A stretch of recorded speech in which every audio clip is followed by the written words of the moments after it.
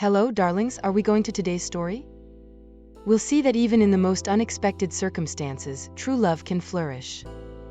Come and be moved by the story of a couple who formed in a very strange way, but along the way, they found in their hearts a feeling capable of changing their lives forever.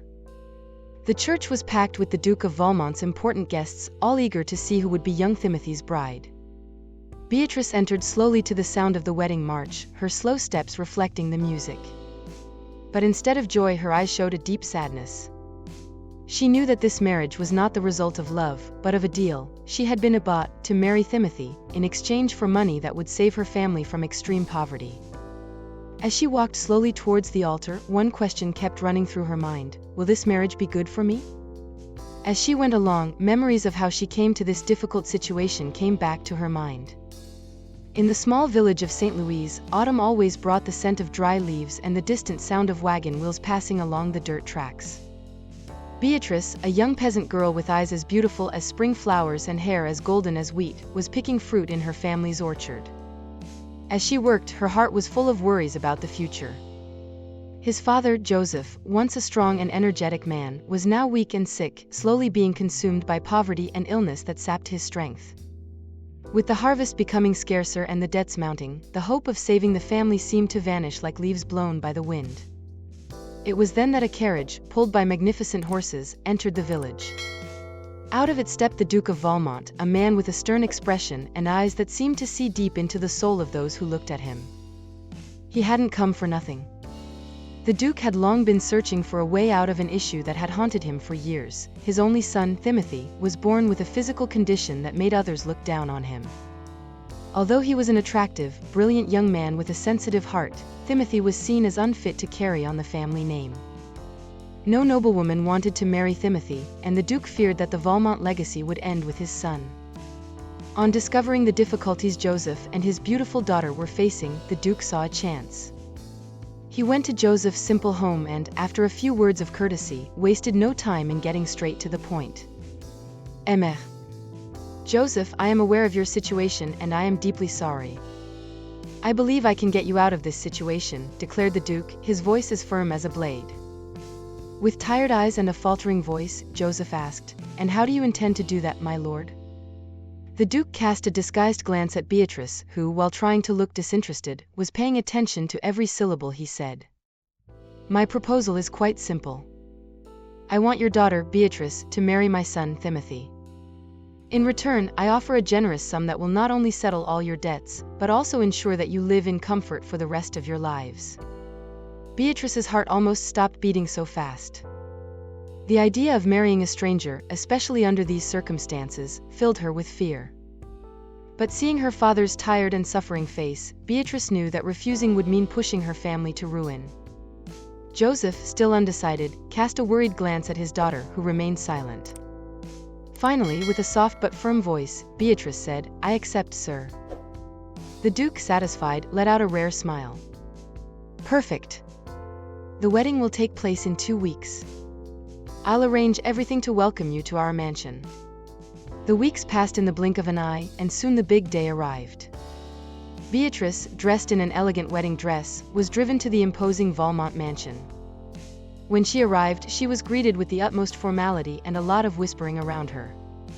The servants watched curiously as the young peasant girl dared to join such a prestigious family. Now there she was, walking down the aisle to marry a man she had never met. Thimothe was waiting for her at the altar, and when Beatrice entered, their eyes met for the first time. As she approached, she realized that he was younger than she had imagined, with delicate features and deep-set eyes. However, there was something the Duke had briefly mentioned. Thimothe had a deformity in one of his arms, which was slightly shorter and less developed. Despite this, his presence and beauty remained undeniable, and the difference only became apparent when he moved his arm, carefully and reservedly. The Duke believed that the difference in Thimothe's arm did not make him incapable. But because of this, the young women of the high nobility always rejected him. At the altar, Thimothe approached slowly, unsure of how to act. He knew why Beatrice was there and feared that she would only see him as a burden, someone defective. "Beatrice," he said in a soft but firm voice, "I know this isn't the wedding you dreamed of. But I promise to do everything I can to make you happy by my side." Beatrice, touched by his kindness, smiled shyly. And I promise to do my best to be a good wife to you, Thimothe." Then the two exchanged vows in front of all the guests. Despite being an arranged marriage, the honesty in their gazes didn't go unnoticed by anyone. The first big challenge they faced was the first night. Thimothe, wanting to give Beatrice time to adjust, chose to sleep in a separate room. In the days that followed, the road was full of obstacles and adjustments for both of them. Beatrice had to adjust to her new life in the mansion, while Thimothe faced his own doubts and fears. He feared that, at any moment, she might regret it and leave. To try to avoid this, he wrapped her up in gestures of affection and care. As time went by, Beatrice began to realize that Thimothe was a man of great kindness, and he, in turn, became increasingly fascinated by her beauty and goodness. A month passed, and one quiet afternoon, as they walked through the gardens of the mansion, Thimothe suddenly stopped and stared at Beatrice with an intensity that surprised her. "Beatrice, He hesitated, nervous about the next words. "I know our marriage was arranged. I would like you to allow me to sleep in our room. I want to be your real husband," Thimothe said, his tone full of hope. Beatrice remained silent, and this saddened him. He lowered his gaze, clearly hurt, and asked, "Am I so unpleasant that you don't want me by your side?" Beatrice let out a deep sigh before replying, "Please don't think so, Thimothe. It has nothing to do with your appearance. The problem is with me, not with you." She said it sincerely, wanting him to understand. "I just don't know how to act. I've never been intimate with a man before, and I'm afraid I don't know how to respond to what you want," Beatrice confessed nervously. Thimothe, with a gentle smile, replied, "My dear, I can show you everything you need to know. But for that, you have to want me as your man." "Do you want me, Beatrice?" She lowered her head, ashamed of the thoughts she had tried to hide. But Thimothe didn't give up and asked again, gently, "Do you want me, Beatrice?" In an almost whispered voice, still overcome with shyness, she finally admitted, "Yes, Thimothe. I've wanted you for some time." He wrapped her in an embrace and whispered softly in her ear, "I'm going to lead you down paths of pleasure that you can't even imagine. But I'll start slowly until you crave more of my caresses." What Beatrice didn't know was that Thimothe, despite being rejected by young noblewomen, was secretly desired by the dissatisfied ladies of high society because he was a skilled lover from an early age. That evening, Thimothe asked the servants to prepare a special bath for Beatrice, with hot water, rose petals, and scented salts. Beatrice was a little confused, but she waited sitting up in bed, feeling a mixture of curiosity and excitement as she imagined what her husband was planning for the evening. When everything was ready, Thimothe entered the room with a gentle smile, embraced Beatrice, and began to caress her tenderly.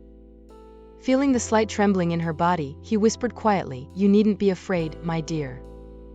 Gently, he began to undo her clothes, piece by piece, until he left her only in her underwear, while he also undressed. "Come on, Beatrice, let's enjoy a delicious bath together," he said, holding out his hand to her. Still a little embarrassed, Beatrice let him guide her, using her other hand to shyly cover the breast that was visible under the thin layer of her clothes. They got into the bath, and Thimothe began to gently slide his hand down Beatrice's body, in gentle, careful movements. She felt new sensations, something she had never experienced before. After exchanging kisses and caresses, Beatrice, with growing desire, asked Thimothe to make her his wife. When dawn came, they woke up in each other's arms, realizing that, despite all the difficulties, they had found something valuable and profound between them. Over time, the relationship between Beatrice and Thimothe grew and strengthened. They became inseparable, sharing their innermost secrets, dreams, and even the fears that haunted them. The love that at first seemed distant was now evident in every gesture, in every glance exchanged. However, things weren't always easy. The Duke, although pleased with the union, put pressure on Thimothe to give the family an heir, fearing that the Valmont line might die out. The pressure to produce an heir, together with doubts about his ability to be a father, began to weigh heavily on Thimothe. One evening, he retired to his study, his refuge, where he used to read to try to calm his mind. Concerned, Beatrice went after him and found him sitting there, his hands shaking and his eyes full of torment. "Thimothe, what's going on?" she asked, her voice full of concern. "Beatrice?" He sighed, struggling to find the right words. "I'm so afraid.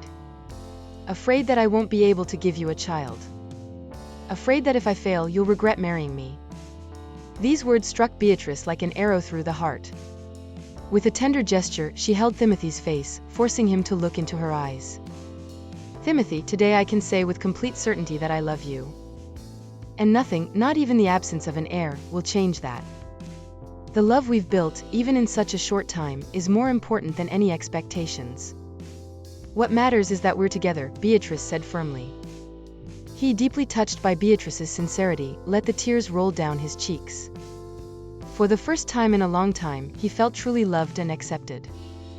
The love between Beatrice and Thimothe grew every day, and over time, all the pressures and fears that had previously haunted them were replaced by an unshakable certainty: they had each other, and that was what really mattered. Against all the odds, Beatrice discovered that she was pregnant, news that brought a wave of joy and relief to everyone. When their son finally came into the world, healthy and full of energy, the Duke felt a weight come off his shoulders. The Valmont lineage was secure, and he could finally find peace in the knowledge that the family legacy would continue down the generations. However, for Beatrice and Thimothe, the greatest achievement was the love that blossomed between them. They showed that, even in an arranged marriage, genuine love can emerge and completely transform their lives, making them richer and more meaningful than they could ever have dreamed. If you enjoyed this love story that was born amidst challenges and exceeded all expectations, be sure to subscribe to the channel for more exciting videos like this one. Like, share and comment. Help our channel so that we can bring you new beautiful stories like this one. Thanks for watching, and I'll see you next time.